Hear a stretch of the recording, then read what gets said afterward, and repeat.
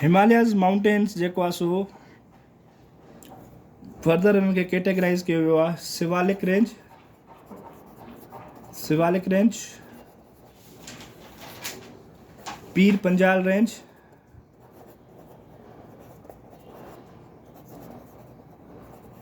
ठीकु आहे, ऐं ग्रेटर टियों हुनजो ग्रेटर हिमालयाज़।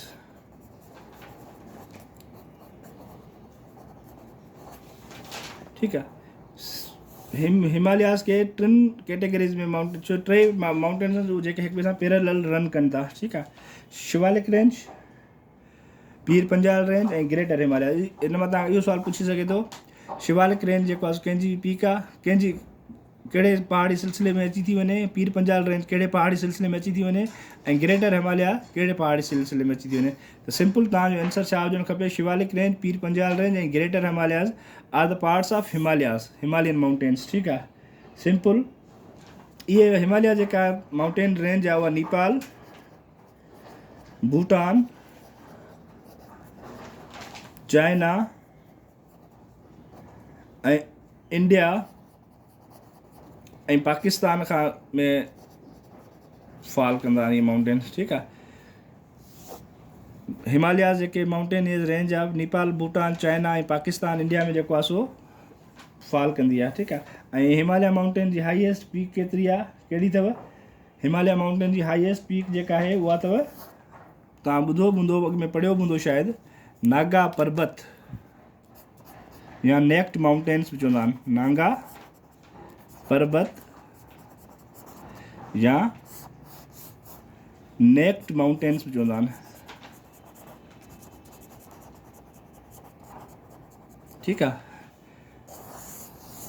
इहा नागा पर्बत जेका आहे हाईएस्ट पीक कंहिंजी आहे, Nanga Parbat is the highest peak of Himalayas. ऐं नागा पर्बत जी हाइट केतिरी आहे, नागा पर्बत जी हाइट अथव 8126 मीटर।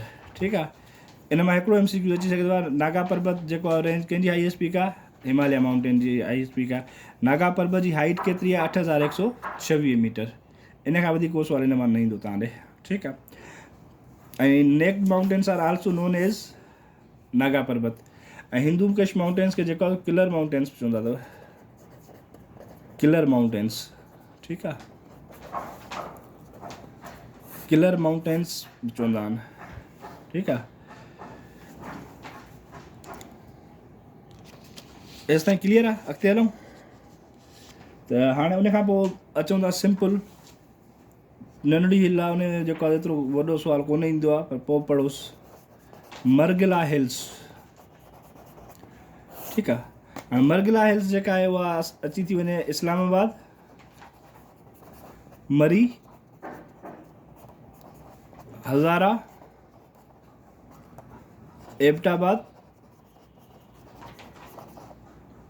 ठीकु आहे, मरी, हज़ारा, एबटाबाद, इस्लामाबाद में जेका माउंटेनियस रेंज अची थी वञे उनजी जेको आहे असां चवंदा आहियूं इहो मर्गिला हिल्स। ऐं मर्गिला हिल्स जेको आहे सो इस्लामाबाद में जेको पहाड़ आहिनि उनखे मर्गिला हिल चवंदा आहिनि। मर्गिला हिल में तव्हांजो हिकिड़ो वॾो फेमस रेस्टोरेंट बि अथव, शायदि तव्हां इस्लामाबाद विया हुजो त विया बि हूंदो, पीर सुहावा या मुनाल चवंदा आहिनि हुनखे, पीर सुहावा या मुनाल रेस्टोरेंट बि उते अथव। ठीकु आहे, ऐं इन जी जेका हाईएस्ट पीक जेका आहे उहा अथव तिल्ला, TILLA, तिल्ला चोरी। ठीकु आहे, Tilla Charouni is the highest peak of Margalla hills. ठीकु, मार्गिला हिल्स जे बारे में बि सिंपल, जेकॾहिं पुछंदा कोन्हनि, पुछनि त सिंपल पुछंदा हाईएस्ट पीक कहिड़ी अथव, ऐं पीर सुहावा किथे आहे, पीर मुनाल जेको आहे सो टूरिस्ट पॉइंट कहिड़े हुन पहाड़ी सिलसिले में थी अची वञे, सिंपल तव्हां जवाबु ॾींदो मार्गिला हिल्स में अची वञे। ठीकु आहे, नेक्स्ट था हलूं, नेक्स्ट था अची वञूं असां सॉल्ट रेंज। सॉल्ट रेंज वॾी हिकिड़ी टूरिस्ट स्पॉट बि अथव, शायदि तव्हां विया बि जो खेवड़ा साल्ट माइन पढ़ियो हूंदो आहे, सॉल्ट रेंज। ठीकु आहे, हाणे सॉल्ट रेंज जेका आहे उहा किथे ईंदी आहे, उहो पहाड़ी सिलसिलो तव्हांजो झेलम, चकवाल, तलागंग ऐं मियांवाली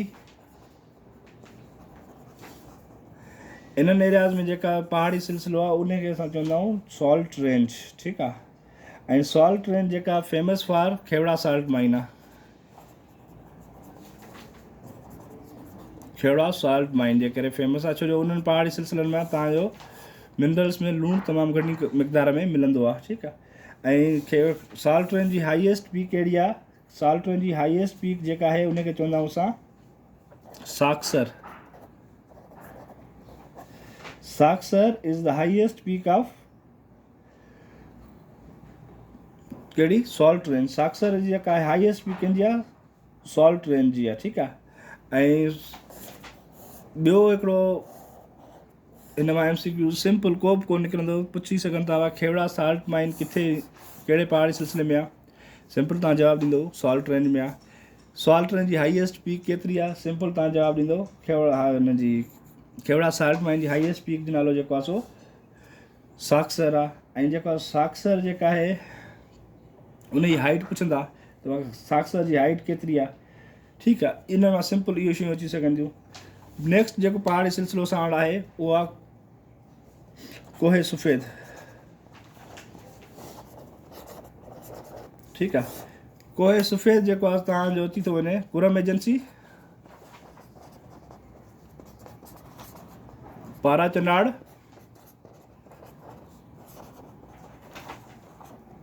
ठीकु आहे। इन्हनि एरियाज़ में जेको पहाड़ी सिलसिलो अचे थो उनखे चवंदा आहिनि कोहे सफ़ेद। ऐं कोहे सफ़ेद छो चवंदा आहिनि? छो सॼो साल जेको आहे उन्हनि ते बर्फ़ हूंदी आहे, माना सॼो साल इहे पहाड़ी सिलसिला बर्फ़ सां ढकियल हूंदा आहिनि, ठीकु आहे। ऐं हिननि पहाड़नि जेका हाईएस्ट पीक आहे उनखे चवंदा आहिनि सकाराम। छा? Sakaram. Sakaram is the highest peak of Koh-e Safed mountains, ठीकु आहे। ऐं सकाराम जी जेका हाइट केतिरी आहे? सकाराम जी हाइट अथव 4761 किलोमीटर, ठीकु आहे। सिंपल हिन मां इहो MCQ सकाराम जेको आहे सो कंहिंजी हाईएस्ट पीक आहे, ॿियो हुन में डिटेल में कोन ईंदा ऐं तव्हांखे पढ़ो इहो जेको तव्हां खां पुछियो वञे। नेक्स्ट आहे असां वटि सुलेमान माउंटेन। सुलेमान माउंटेन, ठीकु आहे। ऐं हाणे सुलेमान माउंटेन किथे थो अचे? इहो थो अचे तव्हांजो नादरन बलोचिस्तान में, नादरन बलोचिस्तान, ठीकु आहे। ऐं जेको आहे सो हिनजी हाइट केतिरी आहे? हिनजी हाइट जेका आहे 3487 मीटर आहे, या सिंपल असां 3500 खां 4000 मीटर बि ईंदो अथव। 3487 मीटर जेको आहे अबव सी लेवल आहे, ठीकु आहे। ऐं हिनजी हाईएस्ट पीक जेका आहे तख़्ते सुलेमान, तख़्ते सुलेमान, ठीकु आहे। सिंपल इहो सवाल पुछे Takhte Sulaiman is the highest peak of dash mountains. Simple तव्हांजो जवाबु छा हुजणु खपे? Takhte Sulaiman is the highest peak of Sulaiman mountains. Simple हिन मां इहो ई पुछंदव, डिटेल में घणो पढ़ण जी ज़रूरत ई कोन्हे, ठीकु आहे। सुलेमान माउंटेन खां पोइ असां अचूं था खीरसर रेंज ते।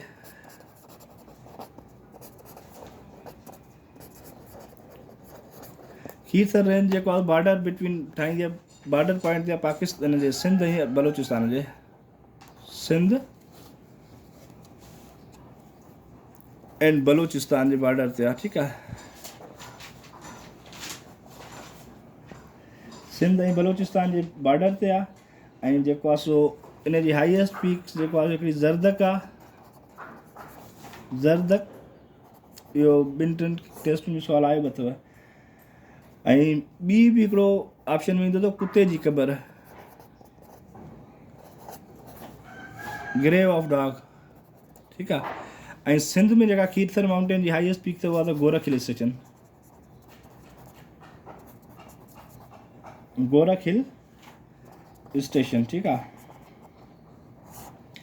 5688 फुट जेको आहे हुनजी हाइट अथव।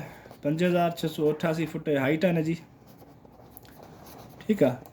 सिंपल हिन मां तव्हां खां पुछी सघंदा Zardak is the highest peak of Gorakh Kirthar mountain.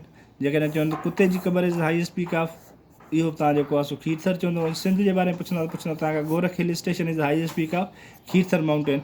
या पुछंदव उहो पहाड़ी सिलसिलो कहिड़ो आहे जेको सिंध ऐं बलोचिस्तान जे बॉर्डर एरिया ते आहे। तव्हां सिंपल चवंदो उन खीरथर माउंटेन जेको आहे सिंध ऐं पंजाब जे उन जे सिंध ऐं बलोचिस्तान जे बॉर्डर ते आहे। ठीकु, हाणे इन्हनि मां जेके इंपॉर्टेंट पासिस ऐं पीक्स आहिनि उन्हनि जो नेक्स्ट लेक्चर में जोग्राफी इंशाल्लाह क्लियर करे वरी पोइ असां हलंदासीं हाणे कॉन्स्टिट्यूशन्स ते हलंदासीं। त टाइम थोरो आहे, असांखे हाणे कमु घणो करिणो पवंदो। इन्हनि मां रिलेटेड को बि तव्हां क्वेश्चन हुजे, सुवाल हुजे, तव्हां मूंखां पुछी सघो था। मुंहिंजो हीउ नंबर अथव, जेकॾहिं को मसइलो हुजे त। ऐं कोई नोट्स वग़ैरह मां शेयर कंदो आहियां, पर वधीक एंड में जेको आहे मां तव्हांखे सॼा PDF में जेको आहे सो मूं जेको फॉर्मेट पियो उहो तव्हांखे मां मोकिले छॾींदुसि। उनखे तव्हां थोरो ॾिसंदो, कवर करे वेंदो इंशाल्लाह। चलो, wish U best of luck. इंशाल्लाह नेक्स्ट क्लास में मिलूं था।